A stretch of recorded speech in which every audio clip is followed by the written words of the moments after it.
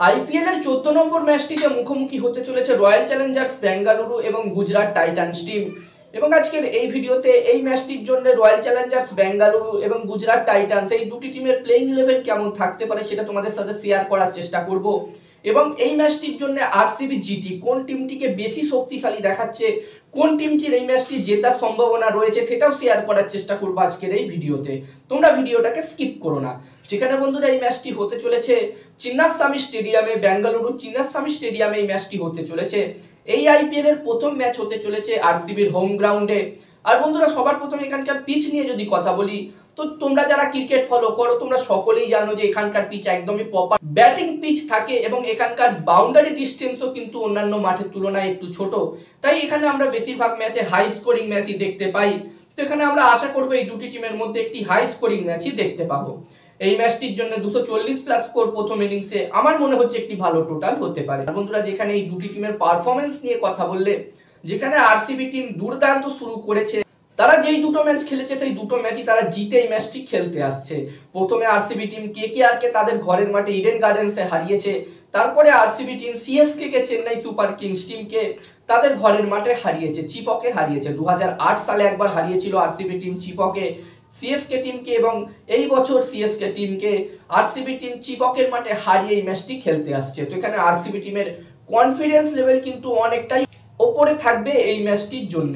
অন্যদিকে গুজরাট টাইটান্স টিমের কথা বললে, এই টিমটিও দুটো ম্যাচ খেলেছে, যেখানে তারা তাদের প্রথম ম্যাচটি হেরেছিল পাঞ্জাব কিংস টিমের বিরুদ্ধে।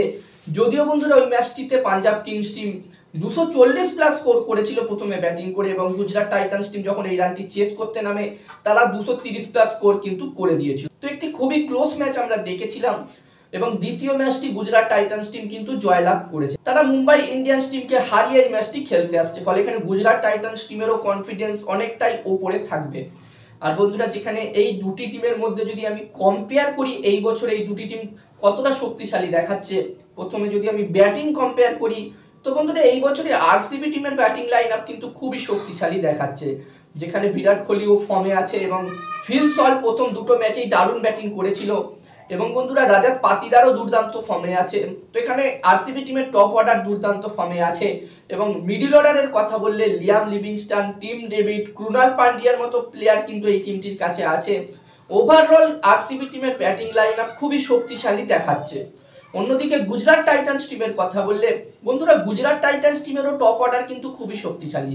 যেখানে গুজরাট টাইটান্স টিমের কাছে সাই সুদর্শন, শুভমান গিল, জস বাটলারের মতো প্লেয়ার আছে টপ অর্ডারে, এবং সাই সুদর্শন দুর্দান্ত ফর্মেও আছে, এবং শুভমান গিলও ভালো ব্যাটিং করছে, জস বাটলারও ভালো ব্যাটিং করছে। তো এখানে এই টিমটির টপ অর্ডার খুবই শক্তিশালী। যদিও মিডিল অর্ডারের কথা বললে আরসিবির মতো এই টিমটির কাছে সেরকম মিডিল অর্ডার ব্যাটসম্যান নেই। শাহরুখ খান, সেরফানে রাদারফাটের মতো প্লেয়ার্স যদিও আছে এই টিমটির কাছে, তবে এখানে ব্যাটিং লাইন আপের দিক দিয়ে দেখতে গেলে এখানে আমি আরসিবি টিমকেই এগিয়ে রাখবো। এবং এই দুটি টিমের মধ্যে বোলিং কম্পেয়ার করলে বন্ধুরা এই দুটি টিমের বোলিং লাইন আপ কিন্তু খুবই শক্তিশালী। প্রথমে আরসিবি টিমের কথা বললে, যেখানে বন্ধুরা আরসিবির কাছে জস হেজেলউড, ইয়াস দয়াল, ভুবনেশ্বর কুমার, ক্রুনাল পান্ডিয়ার মতো বোলার্স আছে। ওভারঅল এই টিমটির বোলিং লাইন আপ দুর্দান্ত শক্তিশালী দেখাচ্ছে। যেখানে জস হেজেলউড প্রথম দুটো ম্যাচেই দারুণ বোলিং করেছে। তো এখানে আরসিবি টিমের বোলিং লাইন আপ এই বছর সত্যি কিন্তু খুবই শক্তিশালী দেখাচ্ছে। অন্যদিকে বন্ধুরা গুজরাট টাইটান্স টিমের বোলিং লাইন আপের কথা বললে, বন্ধুরা এই টিমটিরও বোলিং লাইন আপ দুর্দান্ত। যেখানে গুজরাট টাইটান্স টিমের কাছে মোহাম্মদ সিরাজ, কাগিসো রাবাডা, রাশিদ খান, প্রসিদ্ধ কৃষ্ণার মতো বোলার্স কিন্তু আছে।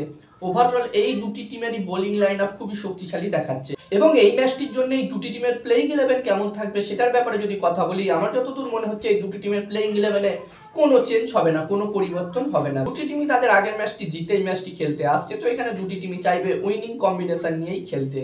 যদি কোনো প্লেয়ারের ইনজুরি না থাকে তাহলে এখানে তারা সেম প্লেইং ইলেভেন নিয়েই খেলবে। আর এই ম্যাচটিতে আমি রয়্যাল চ্যালেঞ্জার্স বেঙ্গালুরু টিমকেই এগিয়ে রাখবো। তারা দুর্দান্ত ফর্মেও আছে এবং তাদের হোম গ্রাউন্ডে এই ম্যাচটি হতে চলেছে।